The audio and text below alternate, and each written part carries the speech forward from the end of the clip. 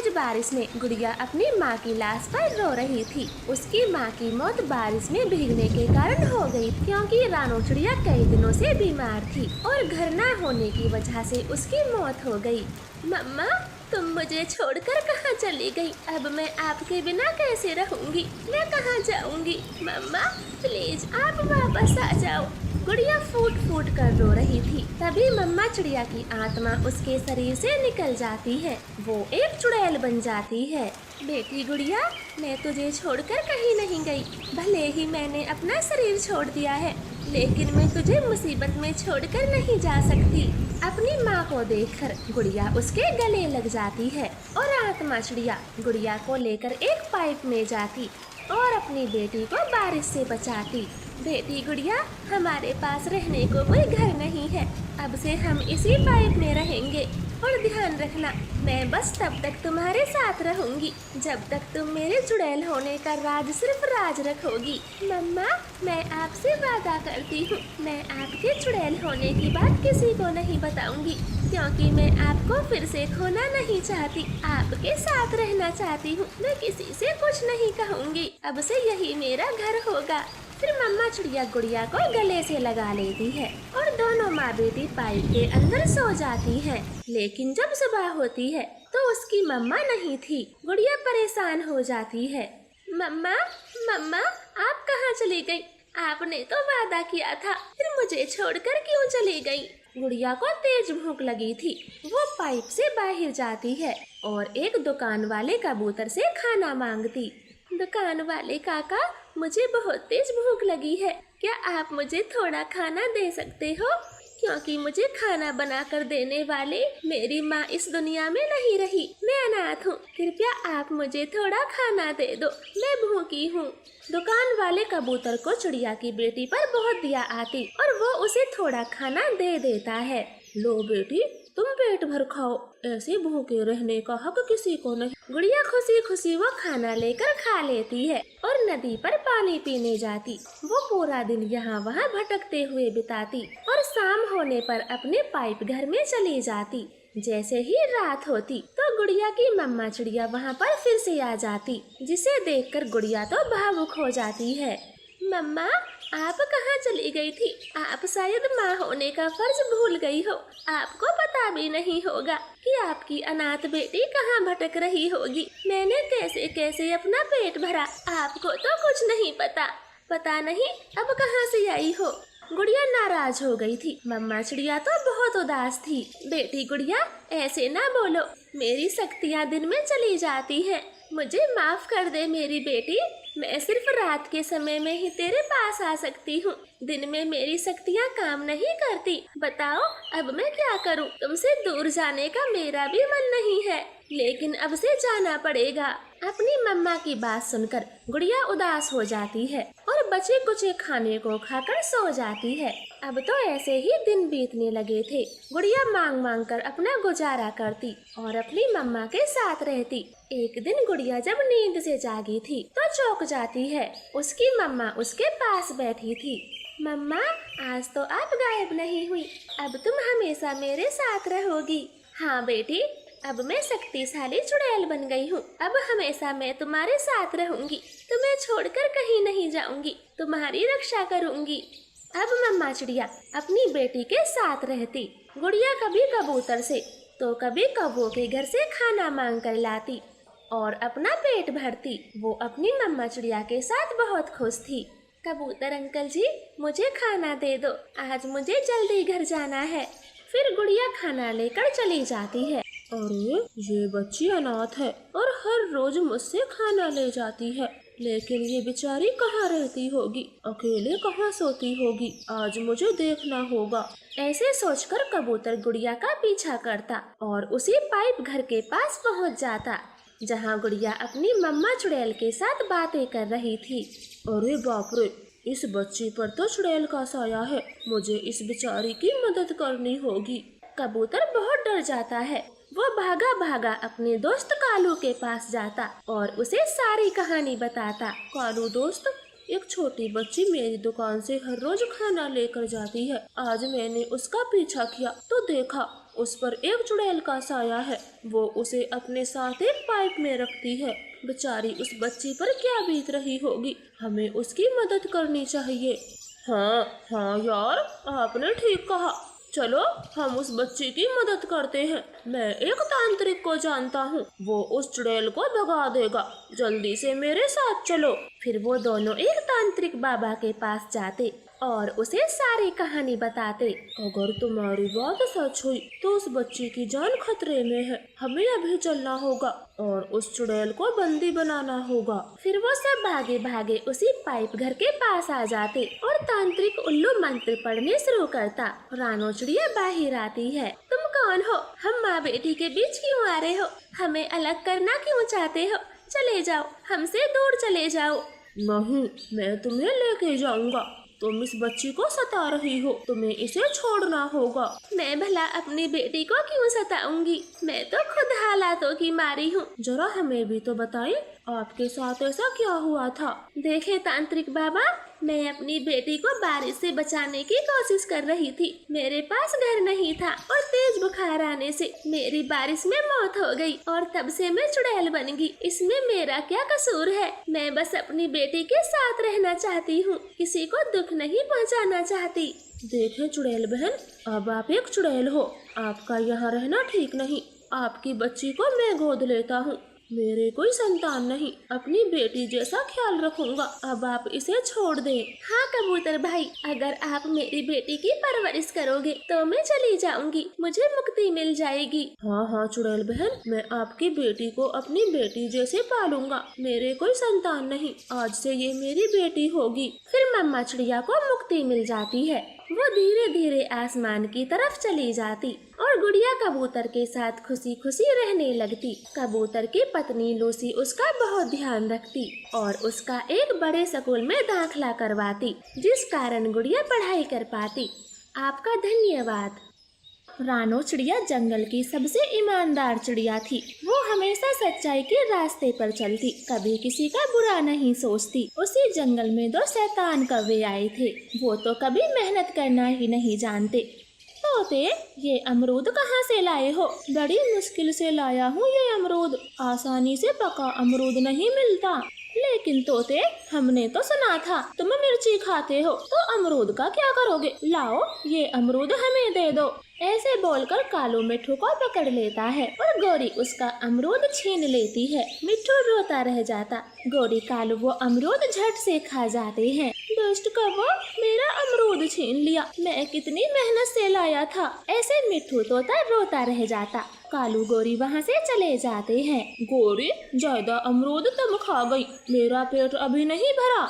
चलो तो किसी और पक्षी का फल छीनते हैं, हमें कौन सा मेहनत से ढूंढ के लाना है। ऐसे दोनों बुरे कौवे पेड़ की सबसे ऊंची डाल पर बैठ जाते। उन्हें दूर से बुलबुल दिखाई देती है। दोनों बुरे कौवे भागकर बुलबुल का रास्ता रोक लेते हैं। चुपचाप ये सेब हमें दे दो, वरना लाठी से मारूंगा। नाना कौवो, मुझे लाठी से न मारना, ले आप ये सेब ही खा ले। ऐसे अपना सेब बुलबुल कौवों को देकर चली जाती है। कौवे तो जोर से हंसते। गौरी, यहाँ के पक्षी तो बहुत डरपोक हैं, यहाँ हमारा गुजर बसर अच्छे से होगा। कालू, मैं तो कहती हूँ इसी जंगल में रहने का इंतजाम करते हैं, किसी बढ़िया से पक्षी का घर लूट लेते हैं, खुले में रहने से बीमार हो जाएंगे। ठीक है, तुम किसी का मजबूत सा घर देखो, तब तक मैं एक बढ़िया सी लाठी ढूंढ कर लाता हूँ, पक्षियों को डराने में काम आएगी। ऐसे गौरी कभी सभी पक्षियों का घर देखती। इस तोते का घर तो गली घास का है और कबूतर की तो छत टूटी हुई है, लगता है यहाँ सब गरीब पक्षी हैं। ऐसे सोचकर गौरी कभी आगे बढ़ती है। तभी उसकी नजर चिड़िया के घर पर जाती। चिड़िया का घर तो बहुत मजबूत था और नया भी था। ये घर बढ़िया है, लकड़ी भी शायद शीशम की है। कालू को बुला कर लाती हूँ, शायद किसी बड़े पक्षी का होगा। ऐसे गौरी कभी भागते हुए अपने पति कालू के पास जाती। कालू, एक बढ़िया घर दिखा है, मगर पक्षी का पता नहीं, शायद कोई बड़ा पक्षी होगा। चाहे कोई भी हो, देखो मैंने कांटे वाली लकड़ी ढूंढी है, इससे हमारा काम आसान होगा। फिर दोनों कौवे चिड़िया के घर के पास जाते हैं। गोरी दरवाजा खटखटाती है। छोटी चिड़िया दरवाजा खोलती। कौवों की तो चिड़िया को देखकर हंसी नहीं रुकती। गोरी, खोदा पहाड़, निकली चूहिया, तो ये है वो बड़ा पक्षी।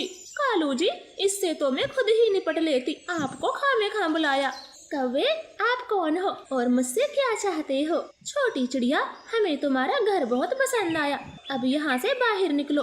लेकिन कौवो, मैं अपना घर बेचना नहीं चाहती, आप जा सकते हो। खरीदने को कौन आया है? हमें जो चीज पसंद आए हम उस पर कब्जा कर लेते हैं, अब तो जल्दी से बाहर निकल। नहीं कौवो, मैं अपने घर से बाहर नहीं जाऊंगी, मैं तुमसे नहीं डरती, मैंने पूरी 1 साल में बनाया, तुम भागो यहाँ से। ये ऐसे नहीं मानेगी, शायद मार खाने का बहुत मन है। फिर कालू कौवा चिड़िया को कांटे वाली लाठी से मारता है, जिससे रानो घायल हो जाती है। अब भाग यहाँ से, और दोबारा मुंह भी खोला तो तेरी जान ले लेंगे, अब निकल यहाँ से। मैं अपना घर तुम्हें नहीं हथियाने दूंगी, मैं डरने वाली नहीं हूँ, मैं बड़े पक्षियों को बुलाकर लाऊंगी। अब जाती है कि दूसरी लाठी मारे, थप्पड़ की जान नहीं और बात करती है डरने की, चल भाग यहाँ से। ऐसे रानो चिड़िया वहाँ से चली जाती है। वो अपने पड़ोसी मिट्ठू कबूतर के पास जाती। मिट्ठू तो पहले ही डरा हुआ था। रानो बहन, वो कौवे ताकतवर हैं और हम कमजोर, मेरा तो आते आते ही फल छीन के खा गए। हाँ चिड़िया, वो कौवे बहुत जालिम है, दूसरे पक्षियों का खाना छीन कर खाते हैं। मैं तो कहता हूँ आप कोई दूसरा घर बना ले और ऐसे कौवों से दूर रहें। लेकिन मिट्ठू कबूतर, अगर हम ऐसे ही डर गए तो उन दुष्ट कौवों का जुल्म बढ़ता जाएगा, वो मेहनत नहीं करेंगे, हमेशा हराम की खाएंगे। हाँ अंकल जी, हमें आवाज उठानी होगी, सब पक्षियों को एक होना होगा। बेटा कुकू, तुम छोटे पक्षी हो और वो कौवे बड़े, तुम उससे लड़ाई नहीं कर सकते। बेहतर होगा अपना घर दोबारा से बना लो और कौवों से वास्ता छोड़ दो। कबूतर भाई, मैं छोटी जरूर हूँ, लेकिन कौवों से डरी नहीं हूँ, मैं अपना घर वापस लेके रहूंगी, मैंने पूरी मेहनत से बनाया था, अपना घर ऐसे लुटने नहीं दूंगी। ऐसे बोलकर रानो चिड़िया आगे बढ़ती है। अब उसे किसी बड़े पक्षी की तलाश थी जो कौवों से ना डरे। मम्मा, हमारा साथ कौन देगा? इन पड़ोसियों ने तो मना कर दिया। बेटा, कोई जुल्म अभी इतना ताकतवर नहीं हुआ जो सच्चाई को हरा सके, ये घर हमारा है, हम लेके रहेंगे, कोई न कोई हमारी मदद जरूर करेगा। फिर रानो चिड़िया उल्लुओं के पास जाती और कौवों की सारी बात बताती। छोटी चिड़िया, वो कौवे हमसे भी नहीं डरेंगे, आप चीलों के पास जाओ, वो आपकी मदद जरूर करेंगे। लेकिन उल्लू जी, चील तो खतरनाक होते हैं, वो हमें कोई नुकसान तो नहीं पहुंचाएंगे। आप पहाड़ी वाली चीलों के पास ना जाना, जंगल के बाहर कुएं के पास एक नीम का पेड़ है, वहाँ चले जाना, वो चील आपकी मदद जरूर करेगा, वो मांस नहीं खाता। चिड़िया भागी भागी कुएं वाली चील के पास जाती है और उसे सारी समस्या बताती। चिड़िया, तू झूठ तो नहीं बोल रही, वो घर तेरा ही है या फिर कौवों का? नहीं चील जी, घर मैंने अपनी मेहनत से बनाया था और कौवों ने लाठी मार के झट से छीन लिया। वो जंगल के सब पक्षियों को सता रहे हैं, सबका भोजन छीन कर खाते हैं, आप कुछ करें, मैं बड़ी उम्मीदों से आई हूँ। चील को चिड़िया की बात में सच्चाई दिखती है और वो चिड़िया के साथ जाता। कौवे उस समय खर्राटे लिए सो रहे थे। चिड़िया जोर जोर से दरवाजा खटखटाती है। कालू, लगता है चिड़िया फिर से आ गई, आज तो इसकी जान ले लूंगा, मेरी नींद खराब कर दी। कौवा लाठी लेकर बाहर आता है, मगर उसे क्या पता था चिड़िया पूरे इंतजाम से आई थी। चील कौवे की लाठी छीन लेता है और उसे खूब मार लगाता। गोरी तो रोने लगती। चील, चील जी, मेरे पति को छोड़ दो, वो मर जाएगा। चिड़िया, चील को रोको, मेरा कालू मर जाएगा। दुष्ट कवि, इसका तो मर जाना ही बेहतर होगा, कम से कम फिर किसी को सताएगा तो नहीं। मैं तुम्हारे पैर पड़ती हूँ, हम ये जंगल छोड़कर भाग जाएंगे, कृपया चील को रोक लो। कालू कौवा बुरी तरह से जख्मी हो गया था। चील उसे अधमरा करके छोड़ देता है और वार्निंग देता है, आज के बाद तुम्हारी कोई भी शिकायत मिली तो जान ले लूंगा। नहीं नहीं चील जी, आज से हम मेहनत की खाएंगे, किसी को नहीं सताएंगे। ऐसे धमकी देकर चील वहाँ से चला जाता है। चिड़िया खुशी खुशी अपने घर में जाती। कौवे तो अब चिड़िया की तरफ देखते भी नहीं। आपका धन्यवाद। जब रानो चिड़िया नई नई शादी करके अपने ससुराल आई थी तब उसकी सास उससे बहुत अच्छा बर्ताव करती। उसका पति टुन्नू भी उससे बहुत प्यार करता। बहू, मैं ये बाजार से मोमोज लाई हूँ, ले तू खा लेना। और ये क्या दिन भर काम काम करती है, थोड़ा आराम भी कर लिया कर। नहीं माँ जी, घर के ही तो काम है, अब इनको भी ना करूँ तो फिर क्या करूँगी। आप चिंता ना करो, मैं ठीक हूँ। ऐसे मम्मा सास और रानो के बीच बहुत प्यार था। एक दिन रानो की तबीयत अचानक ही खराब हो जाती है। उसकी सास तो उसे भागी भागी हॉस्पिटल लेकर जाती। तब बुलबुल उसे खुशखबरी देती है। देखे माँ जी, अब आप दादी बनने वाली हो, ये सब उसी के कारण हुआ, घबराने की कोई बात नहीं। ये बात सुनकर मम्मा सास की खुशियों का तो कोई ठिकाना नहीं था। वो खुशी खुशी घर आते हैं। बेटी रानो, अब से तुम सिर्फ आराम करो, घर का सारा काम मैं करूँगी। और हाँ, अपना ध्यान रखना, मेरा पोता स्वस्थ होना चाहिए। मम्मा सास ऐसे बोल ही रही थी, तभी टुन्नू चिड़ा ढेर सारे फल लाता है और रानो को दे देता है। वो दोनों माँ बेटा रानो की खूब सेवा कर रहे थे। समय बीतता गया, रानो को एक प्यारा सा अंडा होता है। रानो बेटी, अब मुझसे रहा नहीं जाता, मुझे जल्द से जल्द अपने पोते का मुँह देखना है। देख, मैंने तो इसके लिए छोटे छोटे कपड़े भी बना दिए हैं। अरे माँ जी, हमें नहीं पता इस अंडे से बेटा होगा या बेटी, लेकिन जो भी हो मैं तो दोनों से बराबर ही प्यार करूँगी। नहीं नहीं बहू, इस अंडे से बेटा ही होगा, बस तू इसका अच्छे से ध्यान रख और ज्यादा बेटी बेटी न किया कर। ऐसे मम्मा सास तो हर समय बेटा बेटा करती। कुछ दिन और गुजर जाते हैं। रानो की सास को तो अपने पोते का बेसब्री से इंतजार था और एक दिन वो इंतजार भी खत्म हो जाता है। अंडा टूट गया था। अरे माँ जी को तो बेटे की चाहत थी, लेकिन इससे तो बेटी चिड़िया हुई। पर कोई नहीं, ये कितनी सुंदर है। माँ जी इसके मासूम चेहरे को देखकर सब भूल जाएंगी और इसे सीने से लगा लेंगी। रानो चिड़िया ऐसे सोच रही थी। इधर मम्मा सास तो फूली नहीं समा रही थी। वो तो अपने पोते के लिए नरम नरम फल ढूंढने गई थी। ये आम कितना पका हुआ है, इसे तो अपने पोते के लिए ले जाती हूँ। मेरा पोता कितना खुश होगा कि उसकी दादी आम लेकर आई है। ऐसे मम्मा सास तो खुशी खुशी वो आम तोड़ लेती है और भागी भागी अपने घर आती है। लेकिन जैसे ही वो बेटी चिड़िया देखती है, उसके तो होश उड़ गए थे। वो गुस्से में आग बबूला हो जाती है। अरे कलमोही, मैंने तुझसे क्या मांगा था? बस एक पोता ही तो मांगा था और तूने हमें वो भी नहीं दिया। मैं अपनी सहेलियों को क्या मुँह दिखाऊंगी, जिनको मैंने बेटे की खुशी में मिठाई खिलाने का वादा किया था। रानो चिड़िया तो बहुत हैरान थी। वो अपनी सास को समझ नहीं पा रही थी कि बेटी होने पर उसकी मम्मा सास का रवैया इतना बदल जाएगा। और उस दिन के बाद रानो की जिंदगी भी बदल गई थी। अब उसकी सास उससे बहुत बुरा व्यवहार करती। रानो, मैं घर से बाहर जा रही हूँ, मेरी बेटी आने वाली है। अगर उसकी खातिरदारी में कोई कमी हुई तो तुझे छोड़ूंगी नहीं। लेकिन माँ जी, आप कहाँ जा रही हो? मेरी बेटी माँ बनने वाली है तो उसके लिए सुंदरवन के अंगूर लेने जा रही हूँ। उसे वो अंगूर बहुत पसंद है। ऐसे बोलकर मम्मा सास वहाँ से चली जाती है। रानो चिड़िया पूरे घर की साफ सफाई करती और मेहमानों वाले घोंसले की भी मरम्मत कर देती है। तभी उनके दरवाजे पर दस्तक होती है। रानो भागकर दरवाजा खोलती है। अपनी ननद की खूब सेवा करती, उसका ख्याल रखती।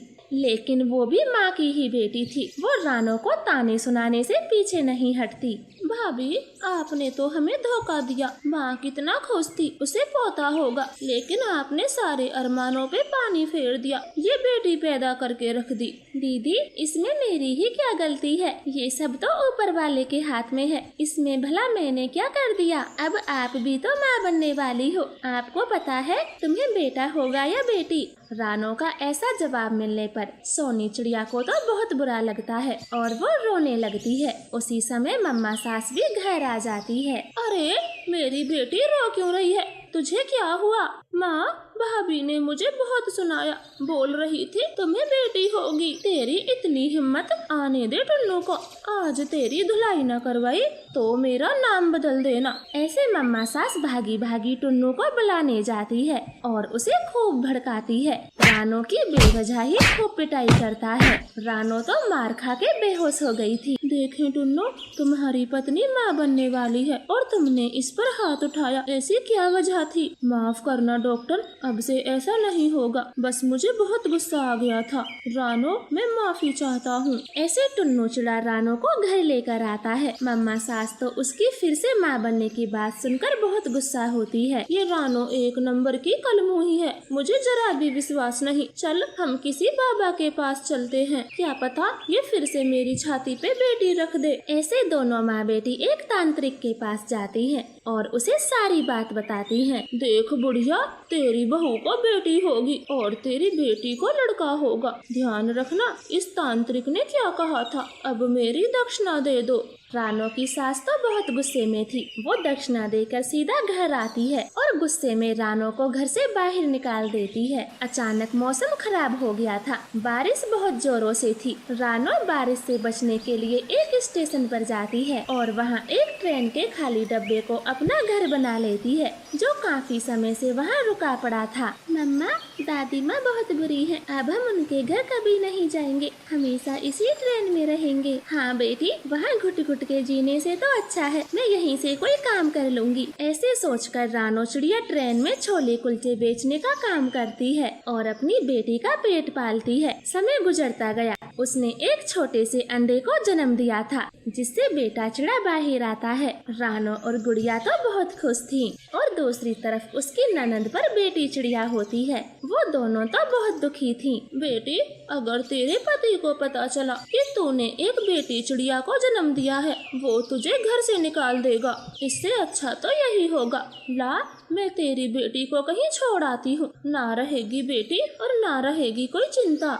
ऐसे बोलकर मम्मा सास उस बेटी चिड़िया को अपने साथ ले जाती है और उसी स्टेशन की भीड़ में छोड़ देती है। वो उस छोटी सी बच्ची को छोड़कर वहाँ से जाने ही वाली थी, तभी रानो की नजर अपनी सास पर जाती है। वो जल्दी से उसके पास आती है। माँ जी, ये तो बेटी चिड़िया है और आप इस नन्ही सी जान को भीड़ में छोड़कर कहाँ जा रही हो? तुझे क्या, मैं कहीं भी जाऊं और मैं तुझे नहीं जानती, चले जा यहाँ से। वो अपनी बहू को ऐसे धमका रही थी, तभी रानो का बेटा कुक्कू उनके पास आता है और अपनी मम्मा से बोलता है, मम्मा, ये बुढ़िया कौन है और आपको ऐसे डांट क्यों रही है? बेटा, अब आपको क्या ही बताऊं, ये कौन है? रानो, ये तेरा बेटा है? हाँ माँ जी, ये मेरा बेटा है। मम्मा सास की आंखें तो खुली की खुली रह जाती हैं। वो अपने पोते को गले से लगाना चाहती है, मगर वो तो अपनी मम्मा के पीछे ही छुप जाता है। बहू रानो, मुझे माफ कर दे और घर चल। बेटा, मैं तेरी दादी हूँ, दुश्मन नहीं जो ऐसे दूर भाग रहे हो।